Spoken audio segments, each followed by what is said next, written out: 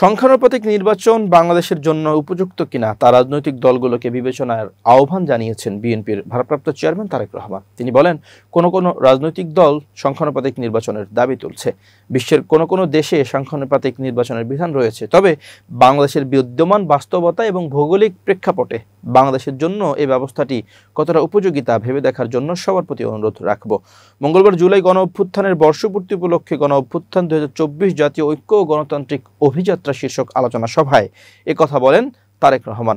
ঢাকায় বাংলাদেশ চীন মৈত্রী সম্মেলন কেন্দ্রে এই আলোচনা অনুষ্ঠানের আয়োজন করে বিএনপি। তারেক রহমান ভার্চুয়ালি যুক্ত হয়ে অনুষ্ঠানের উদ্বোধন করেন। বিএনপির চেয়ারপারসন খালেদা জিয়া ছিলেন প্রধান অতিথি।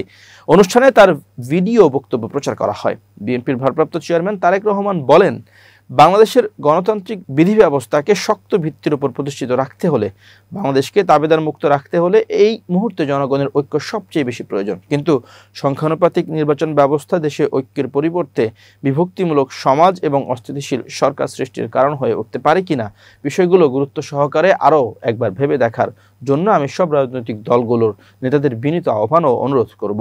তারেক রহমান বলেন, সংখ্যানুপাতিক নির্বাচন ব্যবস্থার আড়ালে আবার দেশের রাজনীতিতে নিজেদের অজান্তে পতিত পরাজিত পলাতক ফ্যাসিস্ট অপশক্তি পুনর্বাসনের প্রথম পথ সুগম করে দেয়া হচ্ছে কিনা এ বিষয়টিও প্রত্যেককে গুরুত্বের সঙ্গে ভাবা দরকার। তিনি বলেন, আমি মনে করি নিত্য নতুন বিষয় যদি আমরা সামনে নিয়ে আসতে থাকি, এর সুযোগে ষড়যন্ত্রকারীরা মাথাচাড়া দেওয়ার সুযোগ পাবে। বিএনপি ক্ষমতায় গেলে জাতীয় সরকার গঠন করে জনগণের সব দাবি বাস্তবায়ন করা হবে এ কথা উল্লেখ করে তারেক রহমান বলেন, আমাদের প্রধানতম কর্তব্য হচ্ছে তরুণ জনগোষ্ঠীকে দক্ষ করে জনশক্তি হিসেবে উপযুক্ত করে গড়ে তোলা, একই সঙ্গে রাষ্ট্র এবং সমাজ, গণতন্ত্র ও আইনের শাসন নিশ্চিত রাখা। বিএনপির জ্যেষ্ঠ যুগ্ম মহাসচিব রুহুল কবির রিজভীর সভাপতিত্বে অনুষ্ঠানে বিশেষ অতিথি ছিলেন বিএনপির মহাসচিব মির্জা ফখরুল ইসলাম আলমগীর। অনুষ্ঠানে শহীদ আবু সাঈদ, শহীদ মীর মুগ্ধ, শহীদ ওয়াসিম সহ জুলাই শহীদদের অনেকের পরিবারের সদস্যরা উপস্থিত ছিলেন বিগত আওয়ামী লীগ সরকারের সময় গুম ও খুনের শিকার অনেকের স্বজনেরা।